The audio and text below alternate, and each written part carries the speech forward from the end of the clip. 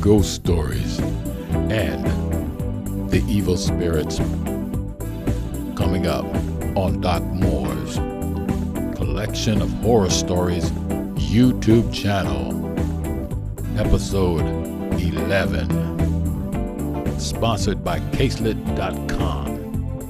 Caselet.com. Design your unique and very affordable phone case with AI. Create your own stunning, one-of-a-kind phone case design using the power of artificial intelligence. Shop Caselet.com. Now, from Doc Moore's studio on Oahu, Hawaii, high up in the central Oahu Mountains, here's your host, Dr. Stephen B. Moore Sr. Aloha, good evening. Welcome back to Doc Moore's Collection of Horror Stories. And we're going to continue with part 2, where we have the interview with a person who has experience with evil spirits, ghosts, and all kind of things that bump in the night. And oh yes, we're going to continue part 2 of the evil spirits story, where we talk about and relate what happened in a building filled with evil dead spirits who will not leave and will attack the human beings. But first, let's get back to part 2 with our special guest. Go ahead. Okay. When my daughter was 3, I was going to the bathroom. When I came out, I saw her sitting up, so I said, "Come on, big girl, come sleep with me." She didn't move, so I turned on the light, but she was still sitting. But it was a black figure, which gave me the chills. As I got to the room and flipped on the light, I noticed she was knocked out, dead asleep. I got the chills and took my kids out of the room and went back down the hall to my room. I shut the door and didn't come out until the morning, where everything was normal. What do you think it was that you saw? See, in that house, we think it was over what's that called, Native American, maybe burial site. And that house had a bunch of strange things going on. This is in California? Mm-hmm.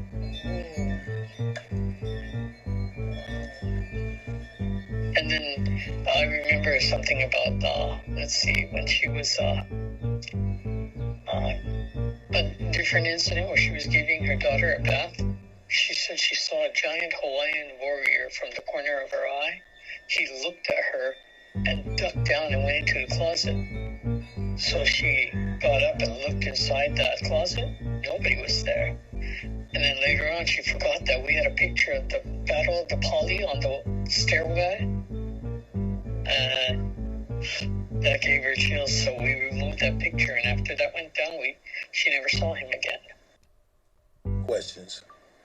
Okay, so when you talk about the Poly, were y'all living in Hawaii at the time? We were not. We bought a painting. It was Battle of the Poly. And I don't know why I picked that picture, but it just appealed to me at that time. So that's when I took it home. But do you believe in ghosts? Yes, I do. Why? Because of, it's just, I kept seeing them, like, not directly, but like at the corner of our eyes. And every time we looked, they weren't there. But I felt the chill. Okay, so, can you tell me about that ghost that it has something about the vengeful Japanese ghost? Oh, EDO? Yeah. All I know is that let's see. I'm trying to remember.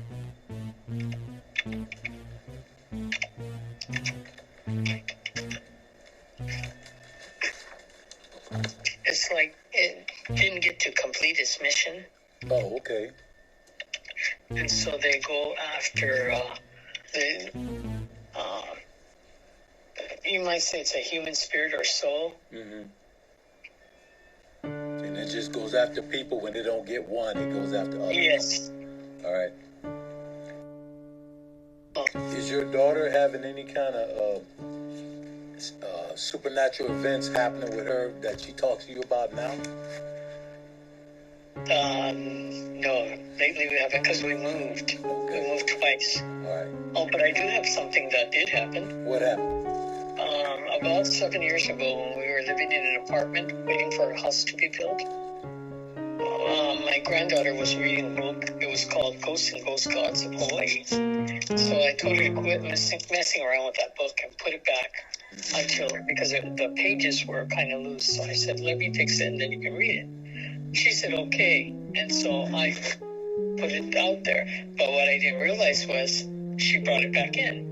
And the reason I knew is because my grandson started doing something odd. He would knock before he entered his room.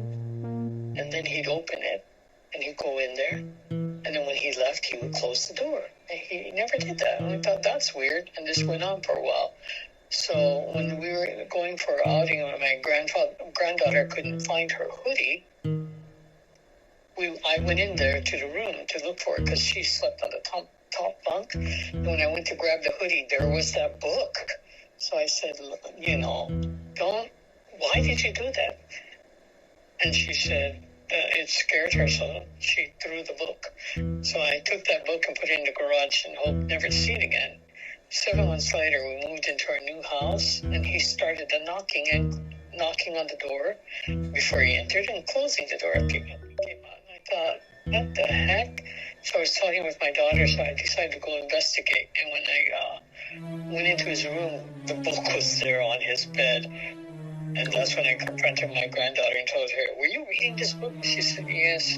She said, and I said, why is it on his bed? And she said, because she read one particularly scary story, and it scared her, so she threw it in his room instead of hers. So I told her to leave that book alone. And then I took that book and put it in the garage and put it inside of a bin and closed it. And it's out there since, and we never had that incident again. To Oahu, we decided to visit the Bishop Museum, and there you saw the Ali'inui portraits of them, and it felt like they would leap out at you. It was awesome. And then we went around the museum and looked at the stuff, and then when we went upstairs, we heard this woman's voice chanting, and so my husband saw her. It looked like she came out of the wall, and she was wearing a black holoku walking towards him. So he was scared. And he told me she popped right out of the walls. I said, no, she didn't. She's a performer. And he swore she did. And she came down to where the people were. And then there was a group of people that was waiting for her to chant to them. And he said he knows she popped out of the walls. And then he talked to the night guards over there, the security guards, and one of them said that there's worse stuff at night than you get chicken skin. So anyway, we didn't go back there. And I think even though my grandson can't talk, he too senses it.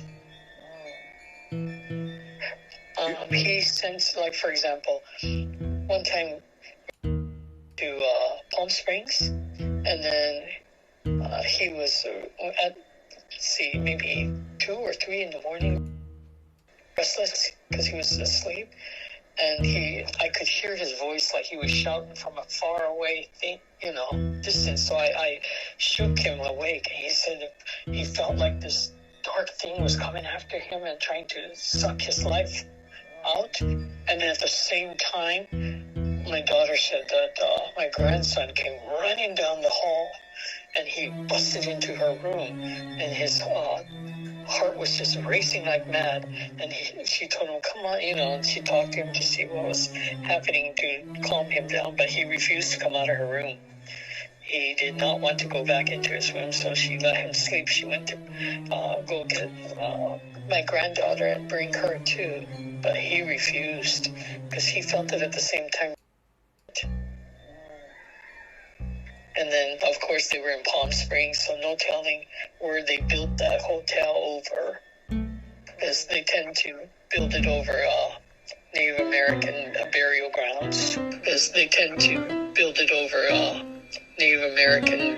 grounds. And that was our interview with Auntie from California, who had experienced paranormal examples and encounters in Japan and the United States, including California and Hawaii. So these things can happen to you because it happened to a solid citizen like our auntie over there in California. And keep those stories coming. She has plenty more. So in the future, we'll hear from auntie and uncle and others just like you. Now we're going to turn to part 2 of my story, The Evil Spirits. When we last heard, nobody wanted to work in the building. Nobody wanted to be in there after dark. And you know why. And I got this story again when I was in Berlin in the 1980s before the wall came down. So there were some very, very good stories about ghosts, particularly from World War II. And you'll hear more about the conclusion of what happened in this area of evil spirits. And remember, this is an excerpt from my book, Doc Moore's Collection of Horror Stories.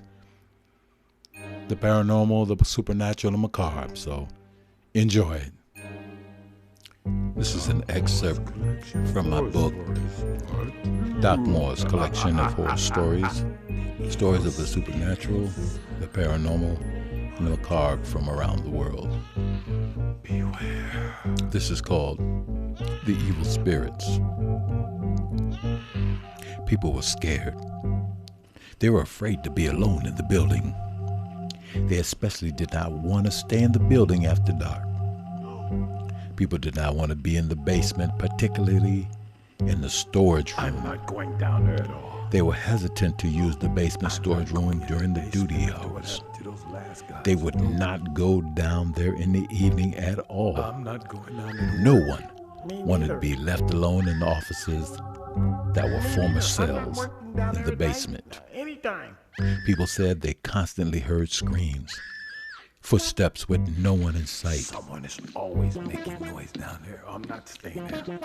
The manager of the building decided to contact someone at the university who could figure out what was going on. Electricians, plumbers, all engineering personnel checked the building and said there was nothing wrong with the pipes, electricity, the plumbing, nothing. Finally, someone called her from the university and referred her to a professor who had a paranormal investigation team. He has a paranormal investigation team. The professor and his wife, who was a psychic medium, and their team came to the building. The psychic medium, who was the professor's wife, said, "We're going to use a means to contact the spirits in the conference room in the basement. We're going to do a seance." We're going to do a seance. The professor had 4 team members and his wife, the psychic medium, sit around the conference table in the large conference room. In the middle of the table, the psychic placed a spirit board. The Ouija board was known to be a means of communication with the spirit world. The psychic would lead the group in a seance while using the Ouija board as a means for opening the spirit door and contacting any spirits in the room that came through. The remaining team members would monitor the electronic equipment to capture any sights, sounds, and images that emerged from the seance. Monitor the equipment. Make sure that the sound. The team members cut off all the lights. The psychic locks the doors so no one could interrupt the session. The curtains were pulled shut. All the sensing equipment ran silently. The psychic reminded everyone to remain in contact, continue holding hands, and not to break the circle, so that any spirit would have to remain in the room. Team members present for the seance looked at each other nervously as they held hands to create a circle at the table. The psychic closed her eyes and called out to the spirit. The Ouija board trembled on the table. Spirits. The seance began. Speak to us. The psychic put her hands on the planchette and requested that the door to the spirit world I'm open, requesting now and that the those door entering to the pose no spirit harm world to the open. participants. Spirits, Breaking the circle would render them come to vulnerable us to and any tell mean us spirit who you entity, are. so it was critical to stay together. You must talk to me. Who's The in psychic room began now? to ask who was there to speak with her. Were there Who is people in the room? That planchette moved and said, N-A-Z-I.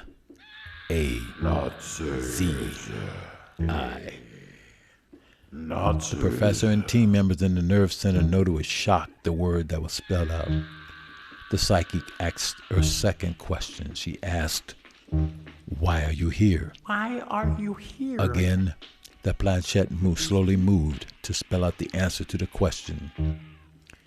Here to get souls. Everyone took a deep breath. The planchette began to move again, even though no question was asked. The planchette spelled out, "Last question." The psychic reminded everyone not to break the circle, no matter what. Do not let go of each other's Keep your hands. locked. The psychic took a deep breath and then asked the third question. "Why are you hurting people? The war is Why over. are You are hurting dead. people? Release the prisoners. Free them. You need to Leave. go to the other Leave this side. building Why are you now." still hurting people?" No sooner had the psychic asked the question for the third time than she received the most intense of responses. Low groans, cries, and sounds of movement around the table by someone dragging their feet. The sounds were bone-chilling to the team members. The planchette moved fast across the board, going back and forth and spelling out the final answer. "No. We must get souls. Master wants souls. We take your souls. You die now." A scream erupted, causing the seance participants in the conference room and the technicians in the other room collecting data to jerk with shock. They all froze. Sounds like scratching on the floor, on the walls, on the ceiling erupted in the room. Get back Shuffling your sounds, soul. like someone with restraints on her ankles, sounded like it was coming from all around the room. Moans and groanings started out low and built into loud yells. Screams and sounds of beatings were followed by commands in Old German. More groans, sharp screams. Someone was begging for mercy. Give us your soul. The psychic called out, "Who is there? Who is there? What is your name? What is going on?" Who is this? What Then do you there want? was silence. Why are you here? Then a low voice. A man with a deep voice spoke in German. This spirit said he was getting information from the prisoner. Why did she interrupt him when time was of the essence? You interrupted our The evil spirit said that this prisoner was reluctant to tell the truth, so the voice said the prisoner must be tortured and persuaded to answer his questions. And you will be tortured too. Then multiple screams erupted from different parts of the room. The corner, the back of the room, near the door, by the window. The psychic demanded that the deep voice spirit tell the team his name. What is your The name? voice replied Leave. that he would ask the questions, and it was now their turn to answer. Member by member of the paranormal team fell to the floor, one screaming about his eyes burning, another wailed loudly in pain as he was flung in a dark corner of the room, screaming that her legs were on fire. Everyone on the seance team was yelling and shouting. The remaining team members at the table let go of each other's hands and ran from the table. The psychic yelled for them to come back and hold hands to contain the spirit. Come, you must come back to the Reluctantly, they table. returned and grasped hands. We have to lock The psychic hands. closed the session by ending the permissions for the spirit to enter the room. The professor and the nerve center team members looked at the equipment. They were amazed at the data collected. Thermal cameras showed multiple figures in the room against the walls and moving toward the table. The sound was captured of the spirit speaking to the psychic and each other, giving directions to hurt the investigators. The psychic and the seance team and all of the paranormal investigators fled the building for the safety of the nerve center. They all swore they heard laughing as they ran for the front door. This concludes episode 11, part 2 of Doc Moore's Collection of Horror Stories YouTube channel, sponsored by Caselet.com. Caselet.com, design your unique and very affordable phone case with AI. Create your own stunning, one-of-a-kind phone case design using the power of artificial intelligence. Caselet.com brings your vision to life. Shop Caselet.com. Join us next time for Doc Moore's Collection of Horror Stories YouTube channel. Send your comments, criticisms, questions, and more to Doc Moore's Collection of Horror at hotmail.com or www.docmoremediaproductionsllc.com. Click on the subscribe button. Follow and like Doc Moore on Facebook, Instagram, TikTok, and YouTube. Doc Moore's Collection of Horror Stories is available in ebook, paperback, and hardcover at www.amazon.com/Doc Moore's Collection Horror Stories. Check out Doc Moore and the Moorhana Band on Spotify, iTunes, iHeartRadio, Apple Music, Amazon, YouTube, Pandora, and other streaming platforms. Audio and video production created by Tanya L. and Stephen B. Doc Moore Sr. at the Moorhana Band at the Doc Moore Recording Studios, Central Oahu, Hawaii. All content created, recorded, and produced and under copyright by Dr. Stephen B. Moore Sr., PhD, Media Productions, LLC. Join us next time.